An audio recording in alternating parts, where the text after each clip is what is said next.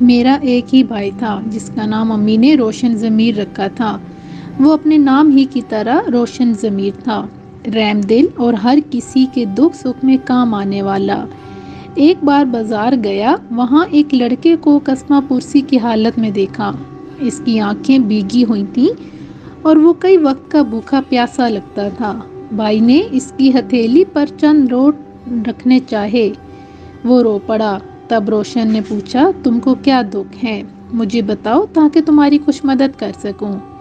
وہ بولا، میری مصیبت لمبی ہے، سڑک پر کھڑے کھڑے نہیں بتا سکتا۔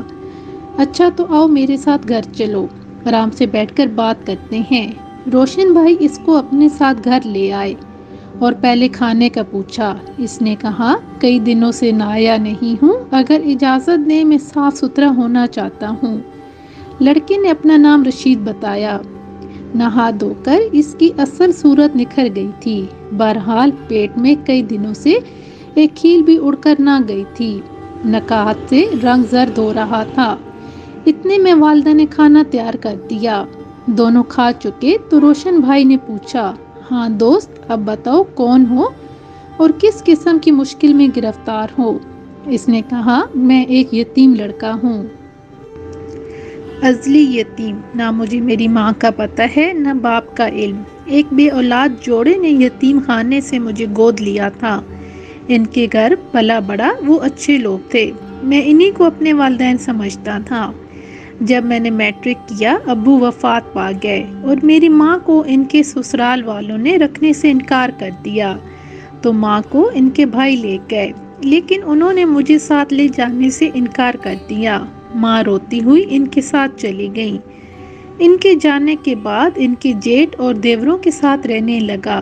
انہوں نے اپنے بھائی کے لے پالک لڑکے کو بطور ان کی اولاد قبول نہ کیا۔ مجھے بتا دیا گیا کہ تم ہمارے بھائی کی حقیقی اولاد نہیں ہو، ہمارے بھائی نے تم کو یتیم خانے سے گود لیا تھا، لہٰذا تم یہ مت سمجھنا کہ ہماری جائیداد میں تمہارا کوئی حصہ ہے۔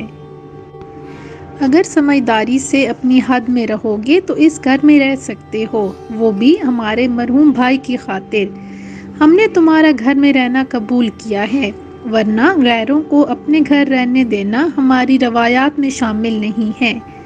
انہوں نے یہ بات بھی سمجھا دی تو اپنے گھر رہنے دینا ہماری روایت میں شامل نہیں ہے کہ بے شک تم واقف نہ تھے، لیکن ہمارا سارا خاندان اس راز سے واقف ہے کہ تم ہمارے بھائی کی اولاد نہیں ہو، وہ تم کو یتیم خانے سے لائے تھے۔ یہ کہتے ہوئے رشید کی آنکھوں میں آنسو بھر آئے۔ اس نے بتایا، جب تک امی ابو زندہ تھے میری حیثیت خاندان میں ان کی سکی اولاد کی جیسی تھی، انہوں نے ناز و نم سے پالا، لیکن ان کے بعد میری قدر ایک ملازم سے بدتر ہو گئی، میرا کمرہ مجھ سے لے لیا گیا، چھت پر بنی ایک کوٹری میں سوتا تھا جس کا زینہ بھی باہر سے تھا۔ 2 وقت کھانے کے بدلے میرے والد کے سارے بھائی اور ان کی بیوی بچے مجھ سے ایک خادم کی طرح کام لیتے، حکم چلاتے۔ کالج میں داخلہ کرانا تو درکنار، انہوں نے گھریلو کام کے ساتھ ساتھ دکان پر بھی مجھ سے کام لینا شروع کر دیا۔ صبح سویرے دکان کھولنا، شام تک وہاں پر ڈیوٹی دینے کے بعد جب تھکا ہارا گھر آتا، مجھ سے ہر فرد نوکر کی مانند کام لیتا۔ ان کا سلوک اہانت آمیز ہوتا گیا۔ ایک دادی جان تھیں جو اب بھی مجھ سے پہلے کی طرح پیار کرتی تھیں، لیکن وہ معذور تھیں، ان کا کسی پر بس نہ چلتا تھا۔ ان کی وفات کے بعد تو گویا اس گھر میں میرے لیے کوئی جگہ نہ رہی اور زندگی عذاب بن گئی، لیکن میں پھر بھی سہتا رہا۔ جاتا تو کہاں جاتا، ایک روز مجھ سے صفائی کرتے ہوئے میز کا شیشہ ٹوٹ گیا، اس پر تایا نے بہت برا بھلا کہا اور گھر سے چلے جانے کو کہہ دیا۔ میں بھی اب مزید ذلت برداشت کرنے کی سکت کھو چکا تھا، صبح ہی گھر سے نکل گیا، سوچا کہ کہیں محنت مزدوری کر لوں گا، لیکن اب اس گھر میں نہ رہوں گا۔ مجھے گھر سے نکلے آج چوتھا روز تھا۔ 3 دن ایک دکان کے تھڑے کے نیچے سویا، میری جیب میں پھوٹی کوڑی نہ تھی، تن پر بس یہی جوڑا جو کہ گھر سے پہن کے نکلا تھا۔ کئی دکانوں پر ملازمت کے لیے استدعا کی، مگر ہر جگہ سے یہی جواب کہ ضرورت نہیں ہے۔ آج بہت مایوسی کے عالم میں سوچ رہا تھا کہ ریلوے اسٹیشن جاتا ہوں، اگر مزدوری نہ ملی تو ریل کی پٹری تو ہے، شاید وہی مجھے میرے پیارے گود لینے والے والدین کے پاس پہنچا دے۔ اسی سوچ میں تھا کہ آپ کی نظر مجھ پر پڑی اور آپ نے مہربان لہجے میں بات کی، ساتھ چلنے کو کہا، اور میں بغیر سوچے سمجھے ساتھ ہو لیا۔ ڈوبتے کو تنکے کا سہارا، سوچا شاید اللہ نے آپ کو میرے لیے فرشتے رحمت بنا کر بھیج دیا ہے۔ واقعی اللہ مسبب الاسباب ہے، وہ رازق ہے، کسی کو بھوکا نہیں رکھتا۔ رشید نے آنسو پونچھے تو بھائی اندر آئے اور امی کو بلا کر لے گئے۔ ڈرائنگ روم میں جانے کیا باتیں ہوئی کہ امی نے کہا، پہلے میرا ایک بیٹا تھا، اب دو ہیں، ایک روشن ضمیر اور دوسرا رشید احمد۔ اللہ کا شکر ہے کہ آج میرا بیٹا اکیلا نہیں ہے، اس کا ایک بھائی بھی ہے۔ اس روز کے بعد رشید ہمارے گھر میں رہنے لگے۔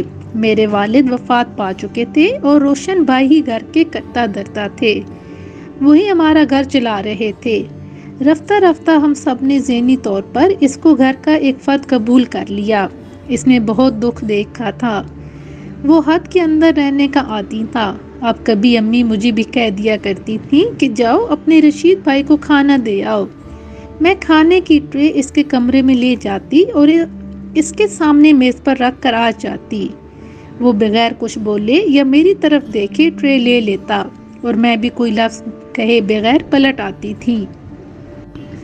اس کے عادات، حرکات و سکنات سب شریفانہ تھے۔ وہ واقعی فرشتہ صرف تھا، ایسا پاکیزہ اور ستھرا ذہن تھا اس کا کہ اس کے بارے میں کسی قسم کا غلط تصور بھی نہیں آتا تھا۔ ہمارے پڑوس میں ایک لڑکی رہتی تھی جس کا نام زرینہ تھا، وہ کافی تیز اور چلتی پرزہ تھی۔ رشید جب بھی میرے بھائی کے انتظار میں بیٹھک میں بیٹھا ہوتا، اپنے چوبارے کی کھڑکی کھول کر اس کو اپنی طرف متوجہ کرنے کی کوشش کرتی، کبھی تانگ جھانک، کبھی کھانس کر، اور پھر اس نے اس پر کھڑکی سے کنکر پھینکنے شروع کر دیے۔ شروع میں رشید خاموش رہا، اس نے کوئی رد عمل ظاہر نہ کیا، لیکن جب یہ سلسلہ رکنے میں نہ آیا تو اس نے روشن بھائی کو آگاہ کیا اور کہا، مجھے لگتا ہے کہ اب میں بیٹھک میں نہ بیٹھا کروں، کیونکہ سامنے والی لڑکی نے کھڑکی سے جو کھیل شروع کیا ہے، کسی دن مجھ پر اس کی وجہ سے کوئی مصیبت نہ ٹوٹ پڑے۔ روشن بھائی تو اس لڑکی کی تراری سے واقف تھے۔ انہوں نے رشید سے کہا کہ جب وہ لڑکی ایسی شرارت کرے تو اس کی پھینکی ہوئی چیزیں میرے حوالے کر دیا کرو۔ زرینہ کی اتنی ہمت بڑھی کہ وہ چھوٹے چھوٹے پتھروں میں لپیٹ کر خط پہ کھڑکی سے بیٹھک میں اچھالنے لگی۔ رشید یہ پتھر اٹھا کر روشن بھائی کے حوالے کر دیتا۔ یہ معاملہ پڑوس کا تھا۔